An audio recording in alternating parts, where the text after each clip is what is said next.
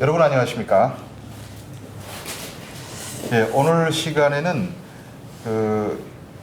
양강도 해산에서 선생님으로 근무하시다가 한국에 와서 여기 와서는 또 청소하시는 직업을 잡으셔가지고 또 너무 열심히 잘하십니다. 그래서 얼마 전에 정착 사례 발표대에 나가서 수상까지 했습니다. 하신 전명숙님을 모시고 또 우리가 살아왔던 이야기들을 좀 듣는 시간 가져보도록 할 텐데, 저는 사실 그 심사위원으로 그때 갔다가 감동했습니다. 인기 많았던 천혜교원에서 이제 와서 지금 화장실도 청소하고 이런 직업을 잡기가 쉽지 않은데 그런 용단 내리고 여기까지 쭉 살아왔는데, 해산에서 그 근무하실 때 몇 살에 선생님 되신 겁니까? 제가 22살 때. 22살 때. 예. 와, 그러면 저 교원을 하시면 그 어디 사범대학 나오셨나요?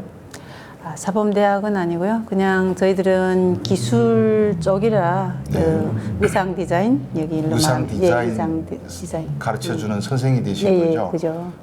여기 북한에서 사실 대학 나와서 우리 탈북민들이 그 정착하는 학벌이라고 해야 되나? 뭐 교육 그거 보면 대졸이 한 7% 정도 나오고요. 전문학교가 한 10% 나옵니다. 그러니까 북한에서 대학과 전문학교 졸업한 사람이 17%에 불과하거든요. 한국은 한 80%씩 요즘 가는데. 근데 거기서 졸업한 정도가 아니고 선생님까지 하셨다니까. 원래 시내에서 태어나셨습니까? 태어나기는 시내에서 태어났는데요.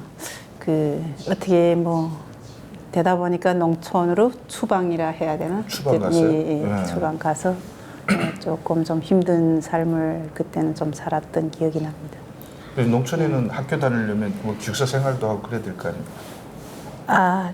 전문학교 다닐 때는 기숙사를 가서 다녔는데 처음에는 그때 제가 금방 학교에 입학했을 때는 고난의 행군 시작 전인가 돼서 엄청 어려웠어요. 그래서 집에서 출퇴근 왕복 한 5시간 정도로.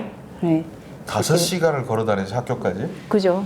이제 농촌에서 시내 중심에 있는 학교까지. 그때 기숙사도 솔직히 그 고난의 행군 전이라 엄청 힘들어서 다 문 닫은 상태라. 기숙사가 운영 안 하는데 학교는 다녀야 되고. 그죠. 예. 그렇게 해서 몇 년 다녔었습니까? 그렇게 해서 3년을 다녔는데 고난의 행군하면서 그 완전 문을 닫은 적이 있었어요. 그래서 그때는 잠시 그 학교가 또 전부가 다 문 닫았으니까 그걸 아마 그 후에는 그거 학교 다닌 그 기간으로 쳐준 것 같아요. 졸업할 때는. 졸업할 때. 그래서 선생으로 몇 년 근무하셨어요? 선생으로는 그냥 만으로 한 9년? 9년 동안. 그런데 그 선생으로 있다가 탈북하신 분들이 꽤 되긴 합니다. 한국 탈북민 사회 한 100명은 되는 것 같아요. 그래요? 교사하다가. 근데 각각의 또 사연들이 다 있는데 어떻게 또 선생하시다가 탈북하게 된지 궁금해요. 제가 선생을 한 4년 정도 하고 그다음 아마 그 남자 만나서 시집을 갔던 것 같아요. 뭐 시집 가서 한 2년 정도 있어서 뭐 딸을 하나 낳았는데, 그러니까 처음에 제가 교사를 할 때는 학교가 인기라 해야 되나? 어쨌든 관심사가 많았어요. 그 관심사가 많은 건 그때 당시 그 피복을 해서 장마당 나가서 옷을 만들어서 팔고 이게 그 북한에서 엄청 인기가 있어서 그래서 그 의상 디자인에 대한 사람들이 수요가 높았었거든요. 그래서 많이 배웠었는데 후에 중국에서 아마 거기 뭐죠? 기성복이라 하나요? 그런 기성복들이 나오면서 의상 디자인에 대한 그 인기가 좀 없어졌어요. 그래서 학교가 좀 학생 수도 10분의 하나 정도로 막 줄고 하니까 교원들 좀 살아가기가 엄청 힘들더라고요. 내일 당장 뭐 밥솥에 들어갈 쌀도 없고, 그다음 애를 데리고 유치원이 뭐 타가서 데리고 가는데 애가 길 옆에서 파는 그 다리 장사라 하나요? 그런 데서 파는 뭐 이런 사탕이라든가 이런 걸 쥐고 사달라고 엄마 보고 사달라고 하는데 그걸 못 사주는 그 부모의 심정이 엄청 그러니까 가슴에서 막 피가 끓는 정도로 아팠어요. 그래서 그때 당시 내가 아무리 교사라고 학생들에게 그 나라를 배신하고 가는 사람들을 욕을 많이 했었지만 내 자식 앞에 그런 일이 띄우니까 앞뒤가 가려지지 않더라고요. 그때 팔로 간 사람들 이해가 돼요? 예, 그때는 진짜 이해됐죠. 그래서 나름의 그 어떤 사연들이 다 있겠구나. 그래서 저도 뭐 자식을 위해서 처음엔 탈북을 결심했던 것 같아요.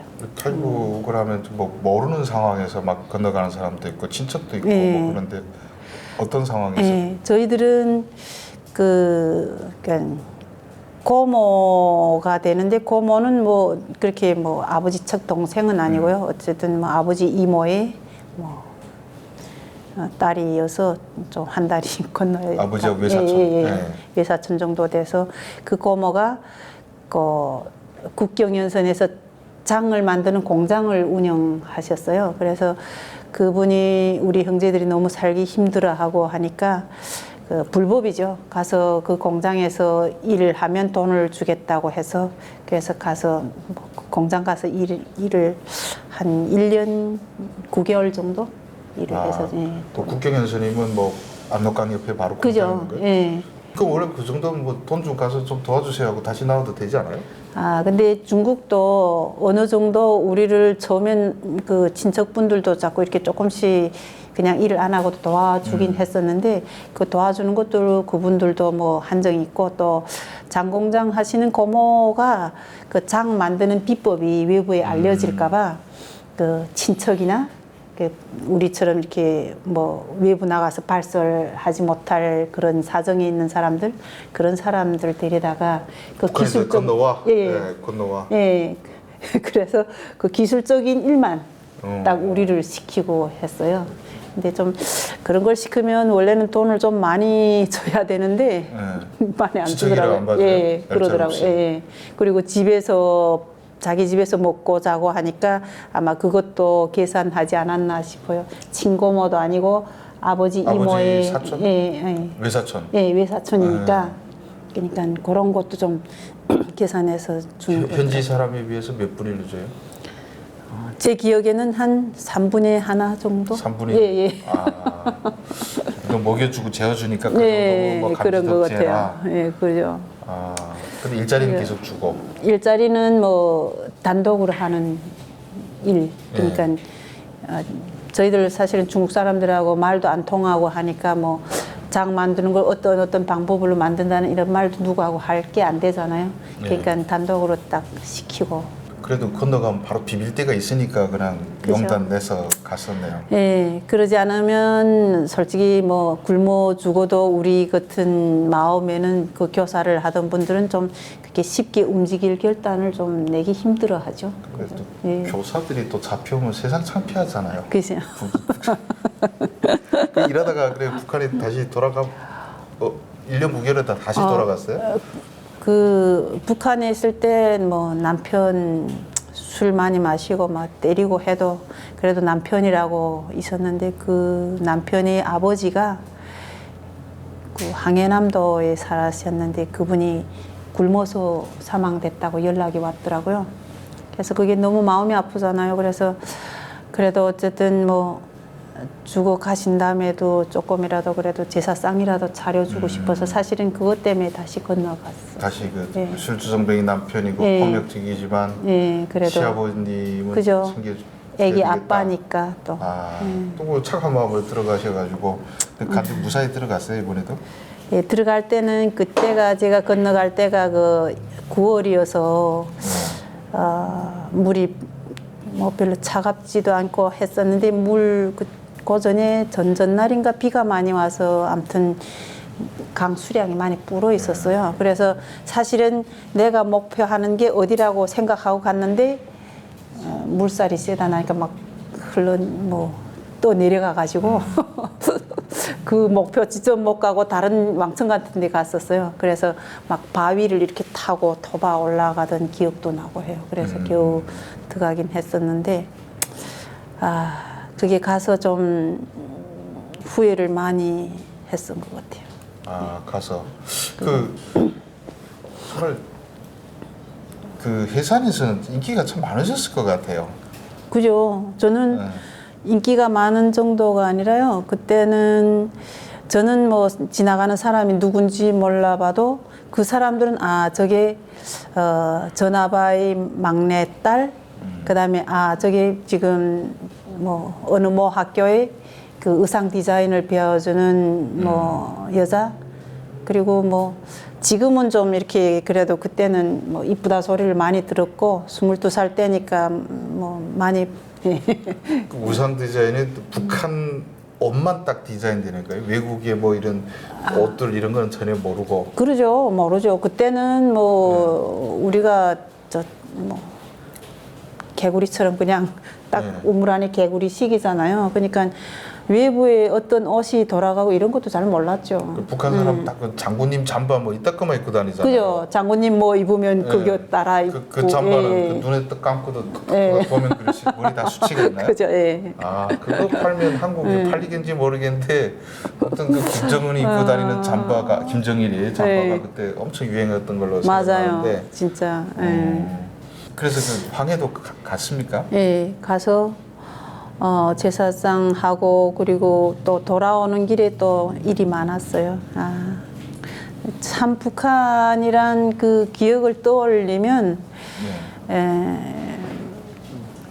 뭐 좋은 기억보다도 슬픈 기억이 더 많은 것 같아요.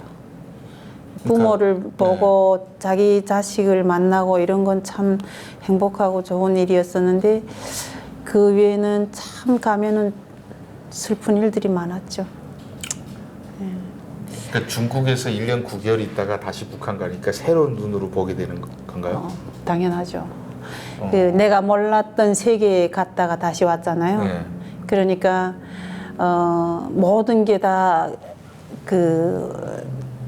이쪽에서 보던 견해하고 자꾸 대비해 보게 되고, 예, 그래서 마음 아픈 그게 것도 많았고. 중국 가서 그러니까 선생님으로서 탈북하지 말라 하다가 중국과 외부 세계 받고 또 들어가니까 학생들한테 또 야 가보니까 이게 진짜는 이렇더라 하고 해줄 말씀 많으실 것 같은데 근데 지금 시간이 좀 꽤 지나서 그 이야기는 또 다음번에 마저 듣도록 하겠습니다. 예. 근데 너무 긴장하신 것 같아요. 그래요? 원래 뭐 씩씩했는데? 그러니까 씩씩하게 하셔야지. 제가 첫 서두에 선생님 출신이라고 말씀드렸으니까 사람들이 야 이거 말 잘할 것이다 이렇게 생각하고 있었을 것 같은데 이후부터는 좀 씩씩하게 다시 하도록 하겠습니다. 예. 제가 이런 자리가 처음이라서 조금. 유튜브 처음 나오셨답니다. 그죠. 예. 본인 오픈을 처음 하셨으니까 긴장하셔가지고 양해해 주시기 바라고 2부 기다려 주시기 바랍니다. 감사합니다.